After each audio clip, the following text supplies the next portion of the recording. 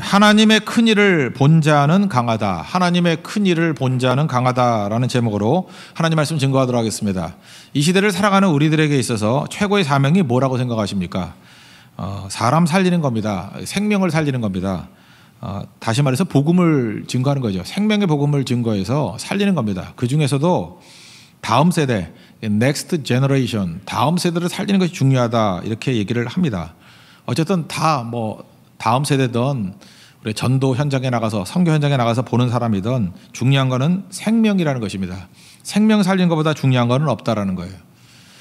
이 성경을 보면 요즘에는 우리가 넥스트 제너레이션이라는 표현을 많이 쓰는데 성경적인 근거는 없는 것 같아요. 이게 다음 세대라고 표현하지 아니하고 이 다음 세대에 해당되는 말씀을 another generation 이렇게 표현되어 있습니다. 10절을 한번 보십시오. 그 세대 사람도 다 죽었다 그런 얘기가 나오죠. 그러니까 that whole generation, that generation, 그 제너레이션이 같다.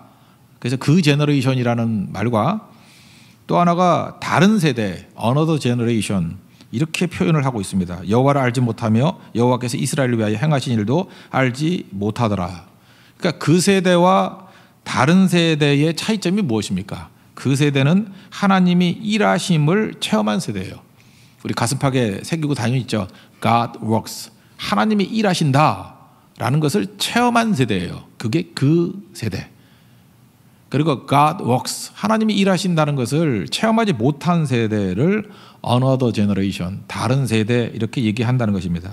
이걸 또 다른 말로 한다 그러면 그 세대는 부흥을 체험한 세대고 다른 세대는 부흥을 모르는 세대다 이렇게 말할 수 있고요. 또 다른 말로 한다 그러면은 그 세대는 선교를 체험한 세대고 다른 세대는 선교가 뭔지도 모르는 세대라는 것입니다. 이걸 또 다른 말로 한다 그러면 그 세대는 사람 살리는 것을 체험적으로 봤던 사람이고 다른 세대는 그게 뭐야 라고 하면서 듣기만 한 세대다 이렇게 차이가 있다는 것입니다.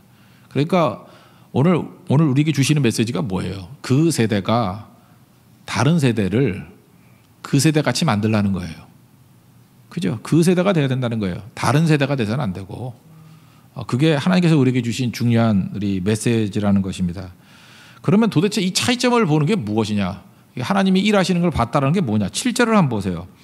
7절 중반쯤 보면은 곧 여호와께서 이스라엘을 위하여 행하신 모든 큰 일을 본 자들이 사는 날 동안에 여호와를 섬겼더라. 그러니까 그 세대의 특징이 뭐냐 하면 하나님의 모든 큰 일을 본 자들이라는 거예요.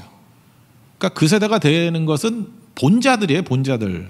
God works. 하나님이 일하시는 것을 본 자들. 그게 그 세대라는 것입니다. 그럼 도대체 뭘 봤느냐? 이게 궁금하지 않아요? 뭘 봤느냐?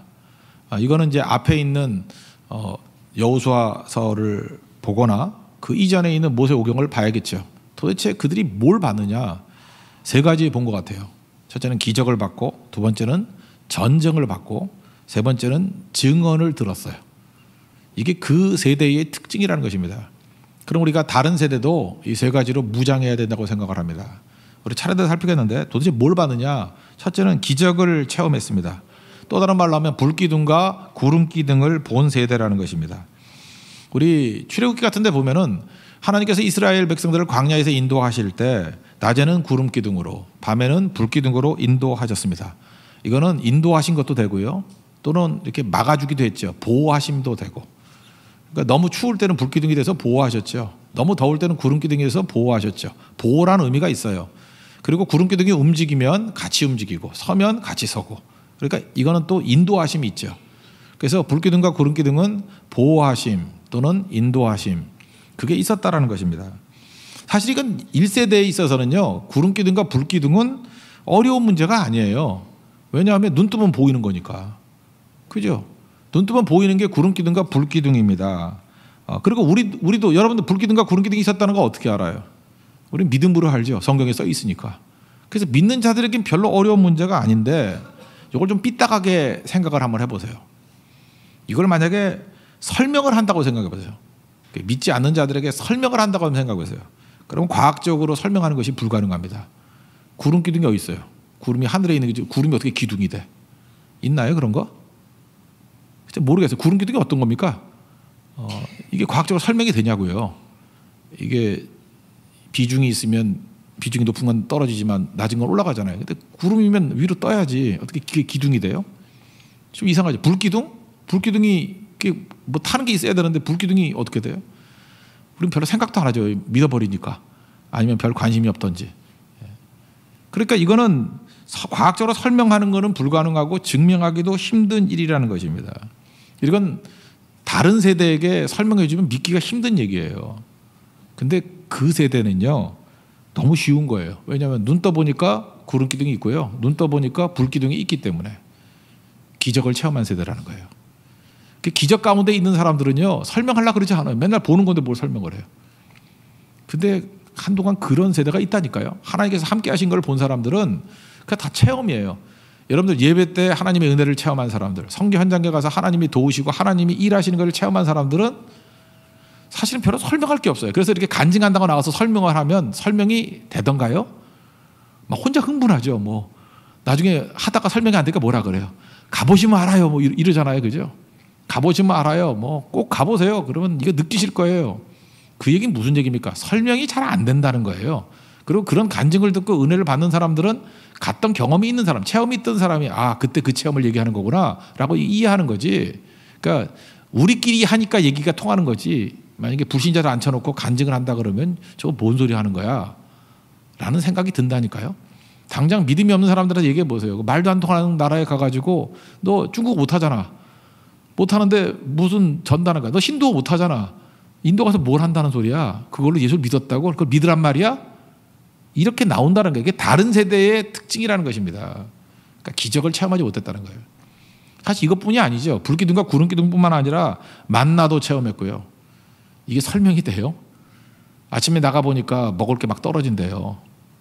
그게 말이 되냐고요. 이게 질량의 보존의 법칙에도 안 맞잖아. 이게 뭐야 도대체. 이게 화학적인 법칙에서 맞지 않아. 물리 법칙에도 맞지가 않잖아요.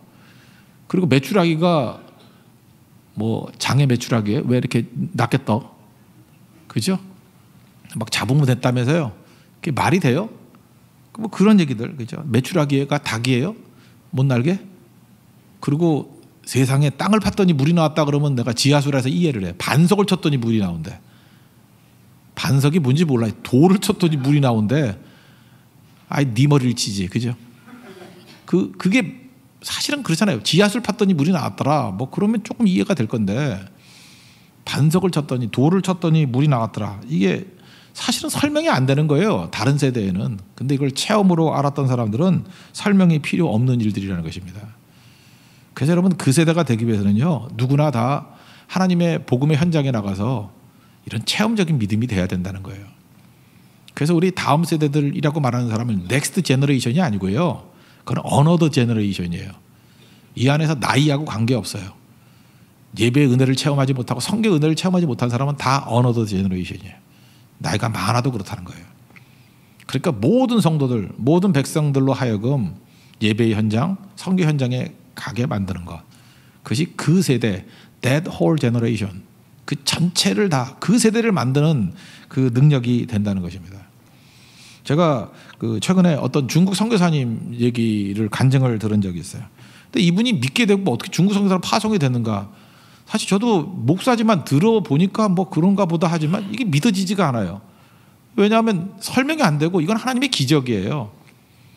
그 어머니가 불교 집안에 이렇게 시집을 왔답니다. 이게 아버지 어머니 다 불교 집안이에요. 근데 어머니가 시집을 와가지고 18살에 시집을 왔는데 38살까지 애를 못 낳았대요. 그래 20년 동안 아기가 안 생긴 거예요. 38까지 20년 동안 아기가 안 생기면은 불임이라고 봐야 되겠죠. 근데 그 거의 불교에 심취하는 그 할머니, 그러니까 시어머니죠. 시어머니가 그 어머니한테 와가지고 그렇게 얘기하더라는 거예요. 네 남편도 불공들여서 나왔다. 그러니까 너도 크게 한번 가서 해라. 그래서 머리 밀고요. 3년 동안 가가지고 1000일 동안 기도를 했대요. 그 절에 가서. 그죠? 그리고 애를 낳았대요. 난 이게 이해가 안 돼요. 절에만 있었는데 어떻게 애를 낳았는지 모르겠어요. 하여튼 간에 뭐 중간에 왔다 갔다 했는지 모르겠지만 하여튼 표현은 그래요. 3년 동안 1000일 기도를 했더니 그 아이를 낳았대요. 그게 그 목사님이래요. 그러니까 그 목사님 얘기는, 그 선교사님 얘기는 자기는 부처님의 능력으로 태어난 아이라는 거예요. 그죠? 부처님의 능력으로. 그리고 그 아버지가 가정을 너무 사랑하시는 분이었대요. 그래서 하나로 만족을 못해서 두 가정을 꾸리신 분이었대요. 예, 그러니까 뭐 어떤 분인지 알겠죠. 아버지가 아주 논팽이였다는 거예요. 그러니까 롤모델이 하나도 없었어요. 롤모델이. 이 롤모델이 없어가지고 뭐 따라할 사람, 남자들이 중요한 게 이게 모델이 있어야 되거든요. 나 누구같이 될 거야. 그래서 아버지 없는 남자들만큼 불행한 게 없어요. 그래서 제대로 된 아버지 역할을 할 수 있는 롤모델이 있는 게 되게 중요한 건데, 그 아랫집 형이었대요. 아랫집 형이 나름대로 남성답고 온갖 것을 다 잘하는 잡기에 능한 형이었대요. 그 형한테 술도 배우고 담배도 배우고 당구도 배우고 제 또래거든요. 본드도 배우고 여자 꼬시는 것도 배우고 온갖 것들을 다 배웠답니다. 그죠? 다 배웠대요. 제자 훈련 받았대요. 우리 전유식 집사님도 뭐 우리 형님한테 다 배웠다 그러던데, 그 똑같은 거예요. 그죠? 뭐 3살 형님한테 다 배웠다 그러는데 다 배웠대요. 그러다가 이 형이요, 아랫집 형이 그렇게 방탕하게 살더니만 또 정신 차리고 2년 동안 공부를 하더래요. 그래서 한양대 전기공학과 들어가더래요. 되게 좋은 학교잖아요. 그죠? 그래서 자기도 롤 모델이기 때문에 자기도 공부를 열심히 했는데 자기는 또 안 되더래요. 차이가 뭐냐? IQ 차이가 있더래요. 근데 이거는 학교 얘기를 해야 될 것 같아요. 명지대에 들어갔대요. 명지대. 그 명지대기 때문에 설명이 되는 거예요. 거기가 기독교 학교 아닙니까? 그래서 그 예배를 드리는데 그때 이제 믿게 된 거예요. 거기서. 그러고 난 다음에 이제 중국 선교사로 파송이 되는데, 뭐 어떤 지역인지는 아직도 이렇게 밝히면 안 되니까 그냥 어디 다녔어요. 작은 도시들 다녔는데 캠퍼스 개척 사역을 했답니다. 근데 이제 캠퍼스를 12개나 개척을 했는데 거기서 예배 모임을 만들고, 근데 그 뭐 핍박 중에 하니까 얼마나 힘들겠어요. 근데 이제 자비량으로 다 갔으니까 뭐 헌금이 없잖아요. 모금을 좀 해야 되는데 뭐 도저히 그 도시에서는 한인들이 없더래요. 근데 그 바로 옆 도시에 조금 좀 큰 도시인데 거기에 한인교회가 좀 큰 교회가 있는 데가 있더래요. 그래서 이분이 자기가 이제 사역지를 옮겨야 되는 상황이 왔기 때문에 자기가 있을 때는 어떻게든 버티는데 그 다음에 안 될 것 같아가지고 거기를 찾아갔대요. 찾아갈 때 먼저 기도했답니다. 하나님, 담임 목사님을 일단 만나게 해주세요. 그리고 담임 목사님을 만나면 마음을 열어주셔서 이 캠퍼스 사역이 얼마나 중요한지를 알고 후원할 수 있는 그런 마음을 주십시오 라고 정말 금식하면서 오랫동안 기도하고 준비하고 갔대요. 근데 하나님이 인도하신 거죠. 그 옆에 있는 도시에 갔더니 진짜 담임 목사님을 순적하게 만났대요. 만나고 기절할 뻔했더래요. 그 목사님이 누구냐 하면 아랫집 본드 가르쳐줬던 그 형님이더래요. 그러니까 이게 말이 안 되는 거죠. 그래서 놀라가지고 형님 어떻게 된 거요? 그랬더니 그래서 그 형님이 그러더래요. 대학 가서 여자친구 잘못 사귀어서 이 짓 하고 있다 그러더래요. 예. 그래서 여자친구 잘 사귀어야 돼요. 그죠? 잘 사귀어가지고 그 여자친구 잘못 사귀어가지고 이 짓 하고 있고 지금 이 노릇하고 있다고. 그러니까 목사 된 거죠. 은혜죠. 지금 이거 들어보면 이거 지연의 얘기 같지 않아요? 지연의 얘기 같지 않아요? 이게 너무 극적이잖아요. 이게 말이 안 되는 거죠. 이게 뭐 우연이라고 얘기하면 너무 많이 맞잖아요. 그게 아랫집 형이었고 또 그게 어떻게 담임 목사가 되고 또 거기서 또 만나서 후원받고 이 모든 것들이 다 힘든 거 아니에요. 그죠? 근데 이분이 또 믿게 된 계기도 그런 거예요. 아까도 명지대라 그랬죠. 이 억지 체포를 드렸대요. 그러니까 뭐 불교도인데 자기가 체포를 드리는데 자기는 뭐 이렇게 늦게 오는 게 싫어가지고 맨날 앞자리에 앉았대요. 맨날 앞자리 좋아하는 사람이니까. 그러니까 믿음 좋아 보이죠. 앞자리에 앉으면 지금도 보면 믿음도 없지만 믿음 좋아 보이잖아. 앞자리에 있는 사람들. 뭐 둘 중에 하나죠. 믿음이 좋아 보이거나 미쳤거나 둘 중에 하나인데 이게 여긴 다 믿음이 좋은 사람 같이 보이네요. 그죠? 근데 앞자리에 앉으니까 그 기도학생 회장이라는 사람이 와가지고 같이 일하자 그러더래요. 그래서 자기는 당당하게 얘기했대요. 저는 불자입니다. 그랬대요. 나는 불교도입니다. 이렇게 얘기를 했대요. 근데 자꾸 만나자 그러는데 그래서 너무 귀찮아가지고 알았다고 내가 끝나고 갈 거라고. 그리고 그 약속 지킬 리가 없잖아요. 이제 집에 버스 타라고 이제 가는데 갑자기 그 마음속에 양심의 가책이 생기더라는 거예요. 근데 약속했는데 가야 되는데 약속했는데. 근데 약속을 어겼다라는 거에 대해서 자기가 불자라 그랬잖아요. 그래서 그런 생각이 들다는 거예요. 부처님의 영광을 위해서 가야 되겠다고. 내가 불자인데 약속은 지켜야지. 그걸 안 지키면 되겠냐고. 그래서 부처님의 영광을 위해서 약속 지키겠다고 또 갔대요. 갔는데 이게 불교 신자니까 뭐 기독 학생이었는데 뭐 기독교가 뭔지 잘 모르잖아요. 어디 갔더니 뭐 기독교 대학 선교에 뭐 이렇게 써 있더래요. 알고 봤더니 CCC예요. 잘못 들어간 거예요. 잘못 들어간 거. 거기 들어가서 문 열어봤더니 거기 뭐 4명이 앉아 있더라는 거예요. 근데 CCC의 특징이 뭐예요? 잡으면 안 놓는 거잖아요, 걔네들은. 그죠? 그래서 잡혀 들어와가지고 사형리 듣고, 당신은 사랑받기에 태어난 사람 뭐 이거 듣고, 축복성 4개 듣고. 그때 자기가 처음으로 그 여자 얼굴을 봤더니 나이트 클럽에서는 못 볼 여자의 얼굴이더래요. 수녀 티가 딱 나면서 화장기도 없고 뭔가 촌스럽고 뭐 이런 표현이더라는 거예요. 그죠? 그래서 거기 갔더니 가자마자 제안을 하더래요. 뭐 여름에 수련회가 있는데 10,000명이 온다고. 근데 자기 머리가 좋았기 때문에 10,000명 중에 5,000명은 여자겠군. 그러고 갔대요. 예. 그렇잖아요. 남자 몰 리는 없으니까. 가가지고 여자는 못 보고 3일 내내 말씀 듣고 이러다가 버티다가 그때 마지막 성령께서 역사하신 거죠. 자기만 알고 있는 죄들이 막 떠오르기 시작하더래요. 그래서 회개하고 예수님 만났대요. 저희가 부처님 섬길 때는 부처는 죽어 있는 신이라는 거예요. 그렇게 불공들이고 뭐래도 아무 현상이 안 벌어졌는데 예수님 믿겠다고 나와서 3일 동안 말씀 듣고 있었더니 이 안에서 꿈틀꿈틀하더니 이게 다 뒤집어지더라는 거예요. 숨겨진 죄들이 다 드러나기 시작하고 이걸 어떻게 안 믿냐요. 이게 자기를 뒤집어 놓더래. 속을. 터치가 있더래요. 하나님은 살아계신 하나님이래요. 그러고 난 다음에 하나님의 뜻을 알고 싶어가지고 성경을 읽는데 11시간씩 읽었대요. 그죠? 너무 좋더래요. 불경은 내용도 모르면서 외웠대요. 뭔지도 모르면서. 여러분 성경을 읽게 만든 게 얼마나 감사한지 알아요? 불경은 내용도 모르잖아. 한자로 돼 있잖아. 그 내용도 모르잖아. 그죠? 한자도 아니고 한자도 원래는 한자가 아니었잖아요. 그 힌두어로 돼 있었던 거 아니에요? 그거 뭐 이렇게 바뀐 거 아니에요? 그러니까 모르고 외우는 거죠. 나무야무 타불이 뭔지 알아요. 뭐 그냥 따라 외우는 거지. 그죠? 근데 성경은 한국말로 알아듣게 써 있는데 이걸 읽으라니까 너무너무 재밌어가지고 변화가 되더라는 거예요. 심지어 별 뜻도 없어 보이는 잠언을 읽다가 회개하고 막 그랬대요. 막 터지가 나오고 막 아가서 읽다가 막 눈물을 흘리고 막 이런 일이 벌어졌다는 거예요. 이런 걸 다 어떻게 설명할 수 있습니까? 설명이 안 돼요. 이거는 기적이에요, 기적. 그 세대의 특징은 뭐냐 하면요. 하나님만이 하시는 이런 일들을 체험하는 세대라는 거예요. 우리가 그 세대를 만들기 위해서 필요한 게 뭔지 아십니까? 그래서 예배가 필요한 거고 선교가 필요한 거예요. 선교 현장에 나가면요. 다 바뀌어요. 왜요? 거기서 God works. 하나님이 일하시기 때문에. 여러분 하나님이 일하시는 현장에 우리 믿지 않는 사람들, 초진자들 항상 접하게 만드십시오. 그러면 다른 세대가 아니라 그 세대가 되는 은혜의 역사가 있게 된다는 것입니다. 지금도 우리 고성에서 청소년 캠프가 있고 또 우리 유초등부 교회에서 캠프가 있는데 이들에게도 그 세대 되는 은혜의 역사가 있길 바랍니다. 여러분 초등학생도 지난번에 암송하려고 몇십 명 나왔잖아요. 저녁 예배 드리는데 뭐 그때 1시간 반쯤 예배 드리지 않았어요? 여러분 이상하다고 안 느꼈어요? 초등학교 1학년부터 6학년인데 너무 조용하지 않아요? 그때 찬양하는 거 봤어요? 어른들의 한 3배 크기로 노래 부르던데요. 그게 억지로 하는 겁니까? 자기 신앙 고백이에요. 그들은 분명히 예배자예요. 어린아이들이 아니에요. 예배자예요. 이렇게 예배자를 키운 아이들이 나중에 시대를 바꾸겠죠. 그들은 다음 세대도 아니고 다른 세대도 아닌 그 세대예요. 그 세대.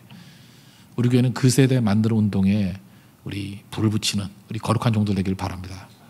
두 번째로 그 세대의 특징이 뭐냐면 전쟁을 체험한 세대라는 거예요. 전쟁을.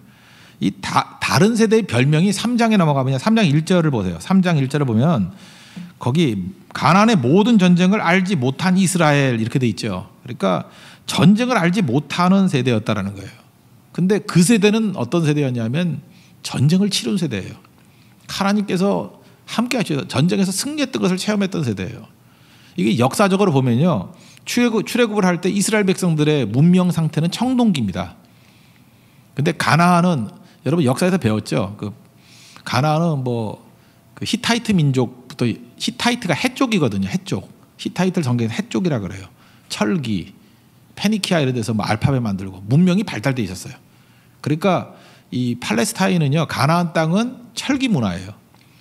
그러니까 청동기 문화를 가지고 있는 사람들이 그것도 노예 출신들이 철기 문화하고 맞서니 게임이 되겠냐고요. 게임이 안 되죠.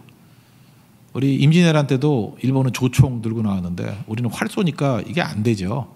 무기에 있어서.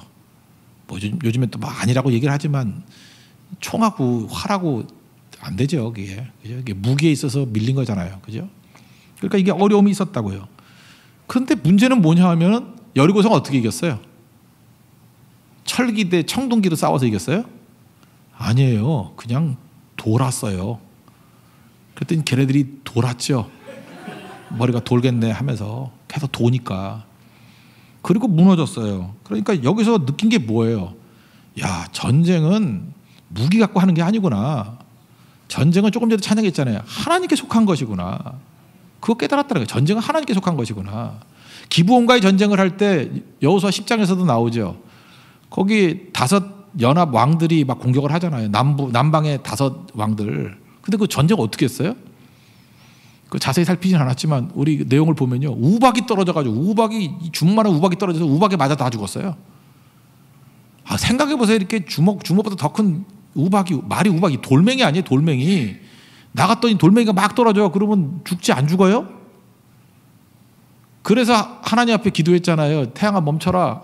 좀 더 떨어져서 더 박살나게 해달라고. 그래서 우박 맞아 죽은 애들이 다 우박 맞아서. 그런 승리. 이게 철기 대 청동기 싸움이 아니었죠. 그러니까 또 하나 깨닫는 게 뭐예요? 이거는 하나님의 전쟁이라는 거예요. 전쟁은 하나님께 속한 것이니. 그래서 잠언 21장 31절을 보니까 싸울 날을 위하여 마병, 말 같은 거 준비하지 말래요. 이김은 여호와께 있느니라. 이걸 깨달았다는 거예요. 이김은 the victory belongs to the Lord. The victory belongs to the Lord. 승리는 하나님께 있던 거예요. 하나님께 속한 것이라고. 이걸 깨달았어요. 그죠? The victory belongs to the Lord. 우리 하나님께 이김이 있다고. 그래서 이스라엘 백성들은 전쟁을 체험하면서 흔들림이 없는 거예요. 전쟁을 두려워하지 않고 이건 하나님께 속한 거라고. 지금도 뭐 북한이 뭐 미사일 쏘고 뭐 전쟁한다고 막 이러는데 너무 방심하는 것도 그리스도인은 올바른 게 아니고 또 그렇다고 너무 걱정하는 것도 그리스도인의 올바른 모습이 아니고 뭐가 됐든 간 하나님의 인도하신 가운데 갈 거 아니에요. 우리가 어떤 상황이 오든지 하나님 바라보면 되는 거죠. 평탄함도 주시겠지만 또 전쟁이 오면 전쟁 상황에서도 주님 잘 믿고 가면 되는 거지. 뭐 어렵겠어요. 나는 지금도 그래요. 저거 미국이나 우리나라나 뭐 저 어렵게 해. 그냥 간단한데. 김정은만 죽으면 되는 거 아니에요? 제가 너무 단순한가요? 요즘에 뭐 더위 먹었든지 단순해졌어. 그냥 이렇게 얘기하면 돼요. 김정은 죽이면 100억 줄게. 그러면 죽일 사람 나올 것 같은데? 북한에 돈 없잖아. 100억 정도 준다 그러고. 니네 가족 다 살려줄게. 그러면 네가 살려준다는 사람 한 1000명까지 살려줄게. 그러면 죽일 사람 나올 것 같은데? 내일 아침 신문에 죽었다가 나올지도 몰라요. 돈 안 받고도 아이 그냥 염가를 해드릴게요. 그러면서 한 5억에 죽일 사람 나올지도 모르고. 여러분 우리가 생각하는 대로 세상이 글러가지 않아요. 하나님께서는요. 그 성경 보면요. 하루아침에 멀쩡한 왕이 죽고요. 막 그래요. 그 사내립도 그냥 그 싸우다가 그냥 죽어요. 고향 돌아가서. 건강하다고 다 건강한 게 아니고. 사진을 봐요. 그 김정은 바지통을 봐요. 그 배를 봐. 그게 건강이 좋은. 혈압은 내가 170은 되겠다. 더 얘기 안 하겠어요. 오래 못 살아요. 하나님께서 어떤 방식이든 간에 뭐 전쟁이 있다 없다 그걸 맞추는 게 아니라 어떤 상황이 되든 우리 상황 때문에 우리가 움직이나요. 주님 바라보는 거지. 오늘도 이 얘기를 잊지 마십시오. 이김은 여호와께 있느니라. 우리가 뭐 전쟁이 있냐 없냐 그거 맞추는 거는요. 이게 뭐 종말 맞추는 거나 똑같은 거예요. 어떤 상황이 되든 간에 평탄함이 있거나 험난함이 있거나 우리가 언제 뭐 세상 보고 살았나요? 주님 보고 사는 것이. 예수님만 바라보고. 그리고 뭐 천년만년 살 거예요. 어차피 하면 다 죽잖아요. 주님 바라보고 사는 거 그게 중요하다는 것입니다. 그래서 우리 다른 세대들에게 이렇게 전쟁을 체험하게 만들어야 돼요. 영적 전쟁을 체험하게 만들어야 돼요. 싸우게 만들어야 돼요. 그럼 달라지죠. 사실 전투 중에 최고의 전투는 선교 아닙니까? 전 선교 갈 때마다 이런 생각을 해요. 여러분 선교 갈 때 각각마다 이렇게 외부에서 이렇게 사람을 보내요. 이제 보내는데 뭐 청소년도 보내고 막 이러는데 아니 새교회 다니지도 않으면서 왜 딴 교회 다니는 사람이 이렇게 보내는지 모르겠어요. 애들을 그러니까 쉽게 말해서 사람 만들어 달라는 거예요. 선교가 선교하는 거지 사람 만드는 프로그램이에요. 그냥 이렇게 섞어서 얘기할게요. 누군지 생각날까 봐 이렇게 뭐 이정교회라고 막 섞어서 얘기할게요. 섞어서. 근데 이게 생짜배기들이잖아요. 이게 다 이제 문제가 있는 아이들인데. 근데 그래도 데려갈 때가 있었어요. 몇 번 데려갔는데 그 중에서 바뀐 경우가 되게 많아요. 그냥 억지로 끌려와가지고 뭐 이게 변화가 되나요? 변화가 안 되는데 한번 이게 사고가 한번 났어요. 사고가 나가지고 얼마나 힘들어요, 그죠? 사고가 나면 이게 뭐 자동차 사고는 나는 큰일 난 줄 알았어요. 이게 망가진 건데 조금 다치기도 다쳤어요. 이렇게 뭐 꽝 부딪혔는지 해가지고 좀 피도 좀 흘리고 그랬다고. 그래서 저는 죽지 않은 게 다행이다. 그래서 사고 나서 얼마나 어려웠었나 하는 그런 경우가 있었거든요. 그래서 급하게 찾아갔더니 그래서 이 녀석이 뭘 하고 있냐면 병원에서 간호사 붙들고 오용리를 전하고 있더라고. 와, 내가 그걸 보면서 그거 예수 안 믿던 애거든요. 정말 부모가 두 손 두 발 다 든 애인데 그 상황 속에서 걔한테는 뭐였냐면 하나님이 자기 생명을 살렸다고 느낀 거예요. 나를 건졌다고 느낀 거예요. 그래서 이게 약간 피도 좀 흘리고 했었는데 그거 붕대 감고 전하고 있더라고요. 그리고 살아나기 시작하더라고요. 저는 그때 그런 느낌을 받았어요. 사람은 사람이 변화시키지 못합니다. 사람이 절대 사람을 변화시키지 못해요. 하나님이 변화시켜요. 그거는 의도했던 것도 아니에요. 그렇다고 성경할 때마다 사고가 나야 된다 그 얘기도 아니고요. 그거는 하나님의 터치였다고 저는 생각을 해요. 그건 하나님이 직접 변화시키는 거예요.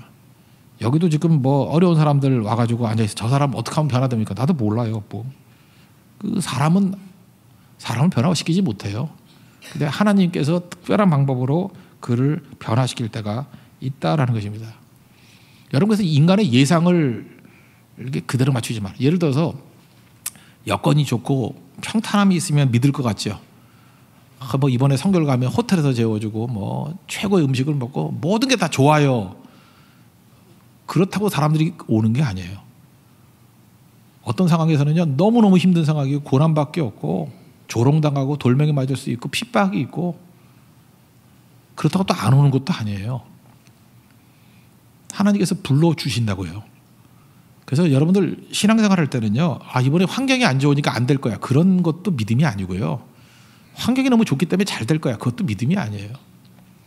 사실 이번 고성선교 한번 보세요. 대만에서 43명이 온다 그러지. 그 다음에 또 이게 방학이 안 맞아가지고 그 청소년부는 일주일 앞당겨서 지금 금주에 하잖아요. 그 고성의 학생 100명과 우리 40명 가가지고 이제 연합수련을 하고 있는데 그러다 보니까 다음 주에 갈 사람이 별로 없잖아요. 거기다가 금년에는 또 제주선교 없던 게 생겨가지고 또 갈라지게 되고 무슨 우리가 휴가도 한계가 있고 그렇잖아요. 그래서 그러니까 대만 사람도 43명이 오니까 우리가 뭐 아무리 못 가도 300명, 400명은 가야지 이게 맞잖아요. 한 100명 정도 모자른 것 같아요. 그럼 이런 여건에서는 잘 안 돼야 될 거 아닙니까? 근데 오늘 엎드리자고요. 기도하다 보면 하나님께서 또 새로운 일꾼들을 보내주신다니까요. 새로운 초청남을 보내주신다니까요. 그래서 지나놓고 보면 그거 안 될 줄 알았는데 여건이 너무 나쁜데 환경이 너무 나쁜데 어떻게 되지? 그때 우리도 잠언 21장 31절 고백을 한다고요. 이김은 여호와께 있느니라. 이김은 여호와께 있느니라. 여리고성 어떻게 무너뜨렸어요? 이김은 여호와께 있느니라. 어떻게 5개 연합군을 이겼습니까? 우밖에 막 떨어지잖아요. 태양은 멈추라고 멈추잖아요. 그래서 멈춘 만큼 돌멩이 떨어져서 맞아 죽었잖아요. 이김은 여호와께 있느니라. The victory belongs to the Lord. 이게 우리의 고백이 되는 하나님의 은혜의 종들 되기를 바랍니다. 그리고 세 번째로 그 세대의 특징이 뭐냐면요. 증언을 들은 거예요. 증언을. 그 부모의 증언을 들은 거예요. 들은 백성이 그게 그 세대예요.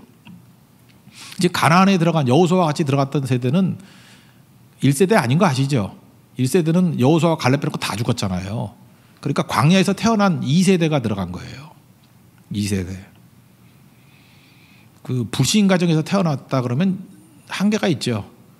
우리 교육자들 가운데도 이제 민준홍 전사님이 이제 불신 가정인데 아직도 두 분 교회 안 다니시는데 부모님이 저렇게 되면 이제 힘들 수 있잖아요.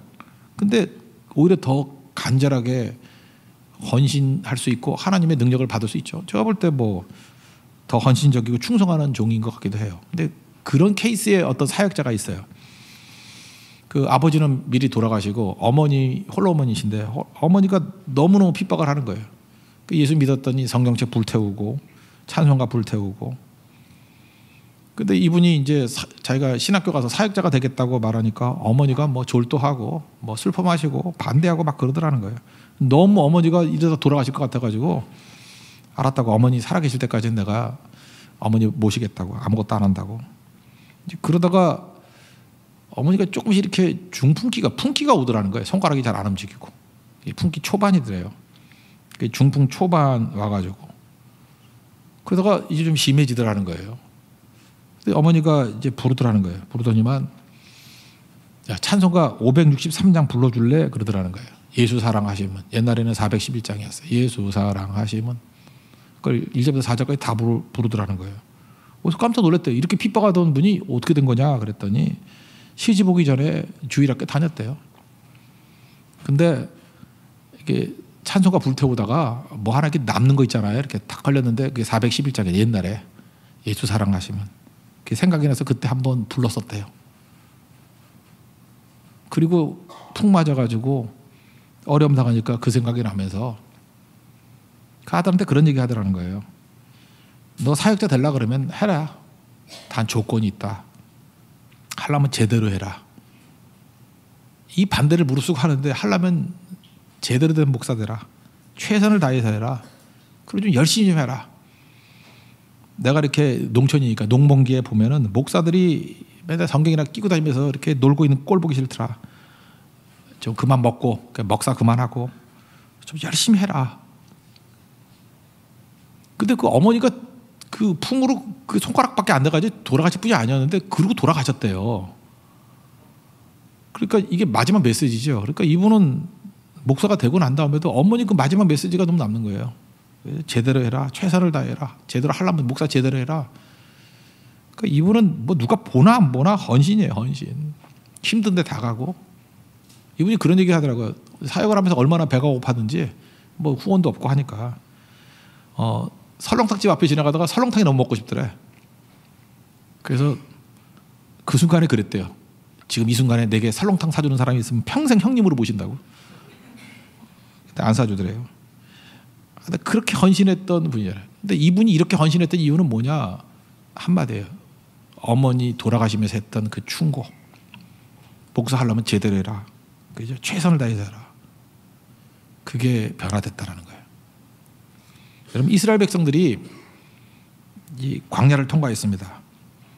근데 40년 동안에 60만 명이 죽어야 되니, 그러니까 장정만 60만 명이니까 거기서 여자들 아이들까지 포함하면 하여튼 한 100만 명 이상이 죽어야 돼요. 거기서. 그래야 다음 세대가 가나안에 들어가죠. 옛날 그걸 계산했던 사람이 있어요. 뭐 하루에도 뭐 5만 명인가 죽었다. 뭐 걔도 죽었대 이렇게. 그러니까 광야에서는 사실은 제일 많이 보이는 게 뭐냐면 죽음이에요. 죽음. 40년 안에 죽어야 되니까 많이 죽었겠죠. 그러니까 가나안 땅에 들어갔을 때 사람들은 40이 넘지 않은 사람들이잖아요. 그죠? 다 죽어야 되니까. 그러니까 젊은 세대만 들어갔어요. 가나안에. 물론 두 사람 여호수아와 갈렙은 나이 들었지만. 죽을 때 그러니까 부모님이 일찍 돌아가시는 거 아니에요. 광야에서. 죽을 때 얘기할 거 아니에요. 아니 왜 이렇게 일찍 돌아가세요? 그리고 윗집도 그렇고 밑에 집도 그렇고 왜 이렇게 자꾸만 돌아가시나요? 왜 길에서 이렇게 돌아가시죠? 광야에서 돌아가시죠? 그때마다 그 죽어가는 부모들이 얘기 안 했겠어요? 야, 우리가 왜 이 광야에서 죽는지 아냐? 나중에 볼 민수기 13장과 14장을 봐라. 그놈의 그 10명의 정탐꾼이 와가지고 부정적인 메시지 보고했는데 그 부정적인 메시지 듣고 그거 읽고 그거 듣고 울고 그거 붙들고 원망하다가 다 죽었다. 그래서 부모들이 죽어가면서 뭐라 그랬겠어요? 너희들은 절대로 부정적인 생각하지 마라. 너희들은 절대로 하나님께 원망하지 마라. 너희들은 절대로 하나님에 대한 믿음 흔들리지 마라. 너희들은 절대로 불신의 눈 가지지 마라. 너희들은 절대로 믿음의 눈 붙들어야 된다. 그거 신신당부하지 않았겠어요? 그 신신당부에서 그게 다시 신자잖아요. 신명기 다시 말한 거 아니에요? 신신당부. 너희들 절대로 이거 놓쳐서는 안 된다. 그리고 안 죽을 두 사람 알잖아요. 여호수아 갈렙 같이 살아라. 그러면 산다. 이게 살린 거예요. 그러므로 그 세대로 만들 수 있는 비결이 어디 있느냐? 그 전 세대가요, 다른 세대를 향해서 말해줘야 돼요. 예수만 바라봐야 된다는 거, 환경 보면 안 된다는 거, 끝까지 믿음 지켜야 된다는 거, 예배가 중요하다는 거, 선교 헌신해야 된다는 거, 하나님이 받은 축복을 예배와 선교에 쏟아부어야 된다는 거. 오늘 제가 칼럼을 하나 써서 이렇게 보냈더니 어떤 자매가 그렇게 왔대요. 이 자매는 예배 잘 안 나오고 뭐 이렇게 잠수 타는 거 전문인 자매인데, 목사님 단순하게 예배랑 선교 안 빠지면 되는 건가요? 이렇게 묻더라고. 그래서 그렇다 한마디 했어요. 그랬더니 아멘. 근데 오늘 안 나온 것 같아. 하여튼 그렇더라고요. 그러니까 간단한 거예요. 이거 잠깐 얘기해 줘야 돼요. 그죠? 뭐 당연히 알 거라고 생각하지 말고, 예배 절대 빠지지 말고, 그죠? 선교하는 데 힘써야 되는 거 맞아요. 예, 맞아요. 그런 거예요. 맞아요. 그러면요, 다른 세대에서 어너더 제너레이션에서 that whole generation이 된다. that generation이 된다니까요. 그렇게 변화되는 거예요. 그래서 우리 잠깐 증언해야 돼요. 알려줘야 되고. 여러분 뿌리 내려야 돼요. 뭐든지 뿌리. 내가 윤리도 보니까 그래요. 그 인생 사는 게 똑같아. 옛날에 그 명심보감이라는 게 있었잖아요. 명심보감 내가 다시 한번 쭉 읽어보니까 인간 도리가 거기 다 있더라가. 명심보감만 이게 명심하고 있어도 진짜 인간 되겠더라고. 근데 기본 그 한 줄 외우는 거 그거 오래 걸리고 맨날 불순종하고 그러니 문제죠. 하나님 말씀 붙들라고요. 말씀. 그 우리 살아날 수 있는 거죠. 여러분 인간이 남 얘기할 땐 되게 쉬워요. 근데 내가 살아가면 쉬운 게 아니거든요. 아이 낳으면은 믿음이 흔들리는 거 아시죠? 애기 엄마들 저기 저 방에 들어가서 예배 드리잖아요. 예배겠어요? 다 떠드는 애들 막 있는데 뭐 비디오 보고 예배가 되겠어? 설교가 들어오겠냐고요. 그래서 애기 엄마들이 믿음이 다운돼요. 영적 암흑기가 와요. 거기다가 덜컥 연년생이야. 그 믿음 갖기 힘들어요. 거의 마귀 사촌이 돼가요. 점점. 거기다가 덜컥 쌍둥이를 낳았어. 이건 영적 암흑기예요. 무적행이에요. 무적행. 그래서 애기 엄마들이 그 상태가 안 좋아요. 근데 그 와중에도 또 괜찮은 아줌마가 나와요. 거기서 기도하고 애들 붙들고 성령 충만하게 뛰게 만들고 막 이러면서 거기서도 사역이 있다고. 그 아기 엄마들 사이에 들어갈 수 있는 건 그 아기 엄마밖에 없어요. 거기서 기도하고 그죠? 아이들 데리고 다 지금 말씀에 부흥이 일어나고. 암흑기만 있는 게 아니에요. 다 일어나는 거라고. 똑같은 일이 있어요. 결혼이 늦어지는 사람들 온갖 스트레스 다 받아요. 맨날 명절만 오면 또 뭐 거기도 또 영적 암흑기야. 이유는 하나도 없어. 결혼이 늦어서 오는 암흑기야. 근데 그 중에서도 또 성령 충만한 애들이 또 한둘이 나와요. 그래서 그런 애들 추스리면서 야 넘어지지 마 일로 와. 그때는 상태가 그게 아니야. 힘차게 박수치고 찬양하면 돼. 뭐 이런 식으로. 또 살려내요. 그래서 미친 애들 건져낸 애들이 있어요. 그죠? 그게 사역이에요. 사역. 직장 들어 못 가서도 문제지만 직장 들어가면 녹초가 되거든요. 직장이 만만치 않게 우리 만들어놔요. 녹초가 되면 나중에 하고 싶은 일이 뭐냐 하면 그냥 잠이나 자고 싶은 거예요. 오늘도 철야 그럴 때 코숨 쉬는 사람이 있어요. 네가 지금 인생을 알아? 내가 지금 초죽음이 돼서 왔는데 철야를 나가라고? 새벽기도 다 웃고 있어. 새벽. 내가 지금 잠 5분 10분이 모자른 사람인데 회사가 녹록치 않아요. 우리에게 그냥 온갖 진액을 다 뽑아내게 만들잖아요. 그러면 그것도 영적 암흑기예요. 근데 그 직장생활 하면서 거기서 또 리더가 나와요. 하나님 찬미하고 일어서게 만드는 거. 제가 더 설명 안 할게요. 핑계 대려고 그러면요. 이 땅을 살아갈 때 마귀는요. 그 누구도 그 누구도 영적 암흑기 아닌 사람이 없다라는 거 잊지 마십시오. 백수로 놀아도요. 지금도 백수로 노는 사람 예배 안 나오잖아요. 그거 얼마나 피곤한지 알아요. 6개월 동안 백수 되니 쌍꺼풀 터뜨리더라고. 세상에서 제일 피곤한 일이 노는 거예요. 아무것도 안 하는 일. 그것도 영적 암흑기예요. 지금 암흑기라고 보면요. 모든 게 다 암흑기예요. 쉽게 시간 남아 돌아가지고 편하게 예수 믿는 사람 아무도 없다는 거 잊지 마십시오. 항상 우리가 예배 드리지 못할 상황은 오고요. 성교 가지 못할 상황은 오고요. 하다못해 놀고 먹어도 못 가요. 마음이 동하지 않아가지고. 우리가 보면 이해가 안 되죠. 너 돈도 있겠다, 시간도 있겠다. 왜 성교 안 가니? 마음이 지옥이라서 그래요. 다 똑같은 조건인 거예요. 똑같은 조건. 쉽지 않아요. 그때 우리 앞선 세대가 얘기해 줘야 된다니까요. 그때 어려워서, 너무 두려워서, 힘들어서 우리가 원망하고 울고 부정적인 생각하고 부정적인 거 외치고 했다가 다 죽었어. 우리 그거 보면 안 되고 하나님 바라봐야 된다고. 이김은 하나님께 있느니라. 이김은 하나님께 있느니라. 여호와께 있느니라. 그거 붙들고 원망하지 않고 찬송하면서 저들 우리 밥이다, 우리 먹이다 하는 여호수아 갈렙 믿음 들고 나가야 된다고. 이 산지를 내게 주소서 하는 갈렙의 믿음 가지고 나가야 된다고. 그거 외쳐야 된다는 거예요. 그럼 살아납니다. 오늘도 우리 모든 성도들 하나님 은혜 가운데 그 세대로 거듭나는 우리 하나님 은혜의 종들 되길 바랍니다. 이건 다음 세대 이런 거하고 관계없어요. 지금 우리 유초등부라 할지라도, 유치부라 할지라도, 우리 청소년부라 할지라도 얘네들 다음 세대 이런 표현 쓰지 말아요. 우리 다음 세대 아니에요. 다른 세대를 그 세대에 만드는 거예요. 나이하고 관계없어요.